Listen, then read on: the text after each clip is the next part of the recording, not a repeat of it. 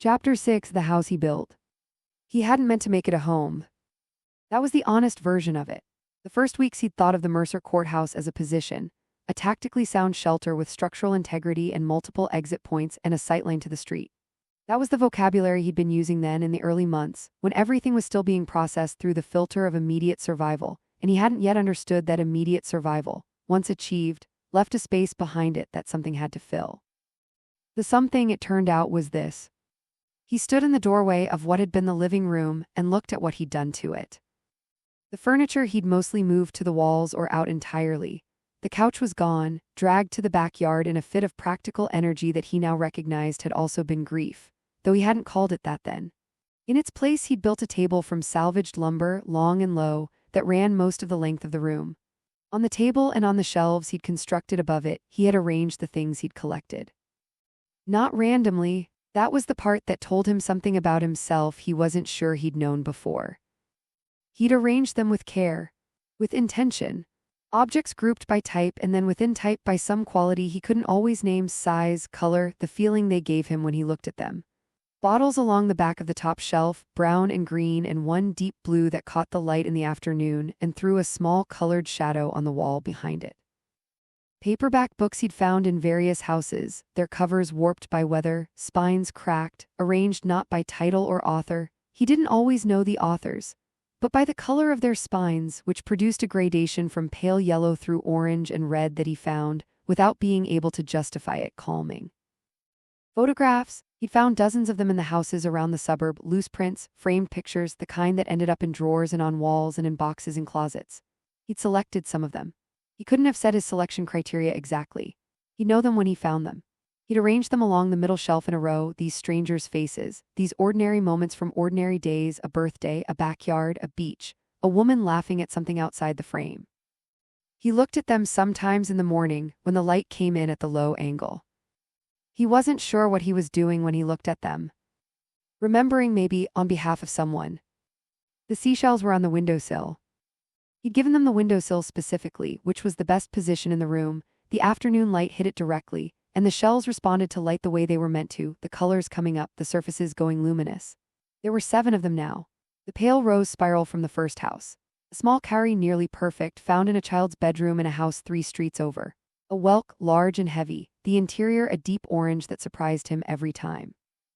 2 small augurs, nearly identical, found together on the same windowsill in the same house as though someone had placed them in conversation with each other. A moon snail, smooth and round and contemplative.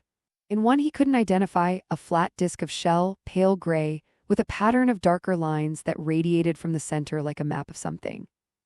He didn't know why he collected them. He knew why he collected them. He just hadn't said it out loud yet, even to himself, and he wasn't going to today. He'd been reorganizing the map when he found it. The map was pinned to the wall beside the table, a large sheet of paper he'd found in a home office 3 houses down, the backside blank, which he'd covered in pencil over the course of weeks with a detailed rendering of the suburb and its surroundings. Streets named where he knew the names, numbered where he didn't. Landmarks marked with small symbols he developed. A circle for shelter, a triangle for hazard, a square for salvage, an X for cleared.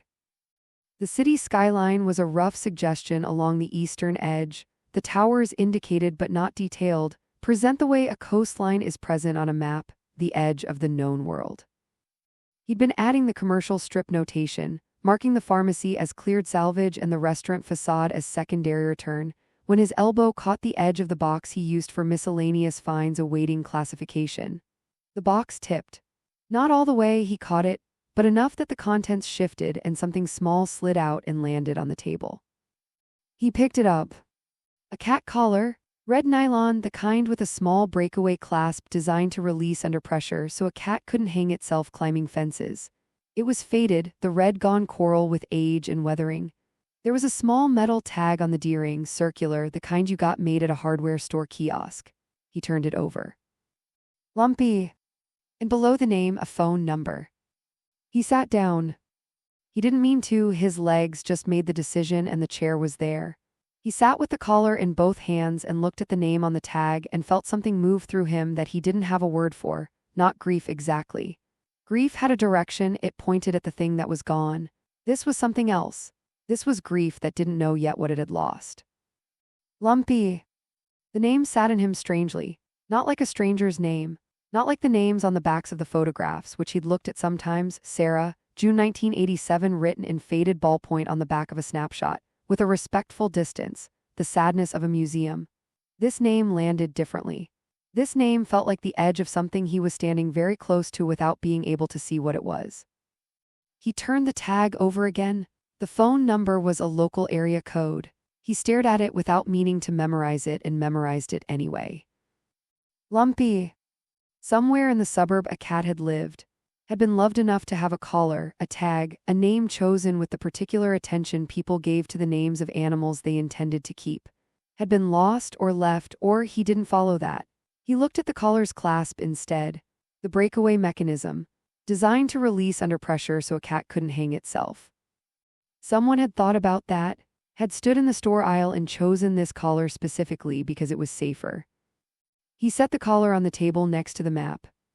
He looked at it for a long time. Then he picked it up and walked to the window and held it in the afternoon light next to the seashell shelf, the coral red of it next to the pale rose of the spiral shell. He stood there with the collar in his hand and the shells on the sill and the photographs of strangers on the shelf and the city silent in the east, and he felt, without numbing it, the full weight of what this room was. It was a memorial. He'd built a memorial and he hadn't known it until now. He put the collar on the windowsill with the shells. Not because it belonged there exactly, because he couldn't put it in the box again. He stood at the window for a while after that. The light was going. The city skyline was its usual suggestion of itself against the darkening sky, the towers present and empty and permanent. His hands felt strange, not numb, the opposite, too aware of themselves. He pressed them flat on the windowsill on either side of the shells and the collar and felt the wood grain under his palms, solid and specific and real. He was here, he was real. He was standing in a house he'd made into something because the alternative was to stand in a house that was just a position, just a shelter, just four walls against the dark. He was real. He said it out loud quietly to no one. Then he went to make the fire for the night and didn't look back at the windowsill and didn't need to because he knew exactly what was on it and where each thing was and what each thing meant, even the things whose meaning he hadn't found the words for yet.